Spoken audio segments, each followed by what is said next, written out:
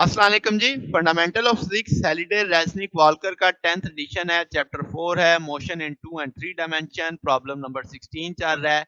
Velocity particle की जो हमें एक प्लेन में दी गई है वो आपको एक इक्वेशन दी गई है 6t माइनस 4t स्क्वायर आई प्लस 8j। अब वेलोसिटी मीटर पर सेकंड में टाइम 0 से बड़ा होगा।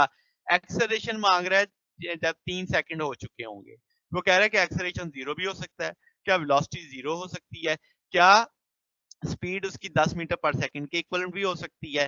तो ये 3 सवाल हैं। तो पहले तो वेलोसिटी भी दी हुई है, टाइम भी दिया हुआ है। तो बड़ा सादा-सा कांसेप्ट है कि dv/dt पहले हम क्या करेंगे, वेलोसिटी का डिफरेंशियल उठाएँगे ताकि एक्सेलरेशन पता लग सके। तो आपने टाइम के लिहाज से डिफरेंशिएट कर दिया तो 6 माइनस 8t आई आ गया। तो अब ये मीटर पर सेकंड स्क्वायर में है, t की वैल्यू हम एक जगह पे लगा सकते हैं क्योंकि उसने 3 सेकंड पे माँगा था तो ये मैंने 3 सेकंड वैल्यू प्लेस कर दी। तो ये -18 आई मीटर पर सेकंड बनेगा क्योंकि न्यूमेरिकल वैल्यू सारी बन जाएगी।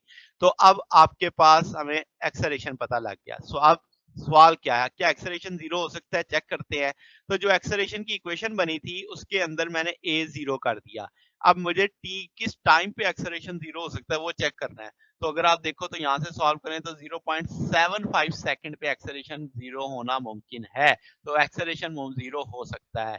क्या वेलोसिटी 0 हो सकती है? अगर हम देखें तो वेलोसिटी में जो आपका y कंपोनेंट आएगा तो आपके पास क्योंकि उसमें तो t है ही नहीं, तो आप कह सकते हैं कि भई आपके पास ये तो कभी भी 0 पे वैनिश नहीं होगी क्योंकि अब उसने यही कहा था ना कि क्या वेलोसिटी 0 हो सकती है? तो हम कहेंगे वेलोसिटी 0 नहीं हो सकती।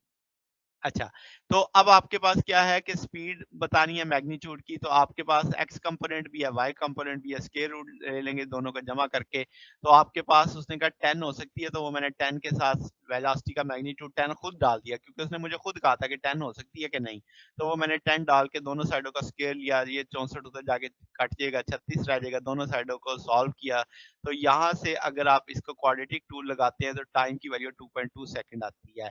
तो t.2 सेकंड पे वेलोसिटी 10 मीटर पर या मैग्नीट्यूड कह लें, इस वेलोसिटी का जो मैग्नीट्यूड है वो 10 मीटर पर सेकंड हो सकता है। तो ये जनाब हमारे पास सॉल्यूशन था। अगर आपको इसमें कोई बात पूछनी हो, डाउट हो तो नीचे कमेंट्स में पूछ सकते हैं। वीडियो अच्छी लगी हो तो वीडियो को लाइक कीजिएगा, दोस्तों के साथ शेयर कीजिएगा, चैनल को सब्सक्राइब कर दीजिएगा। अब तक के लिए इतना ही, बाकी इंशाल्लाह हम नेक्स्ट देखेंगे। ओके, अल्लाह हाफिज।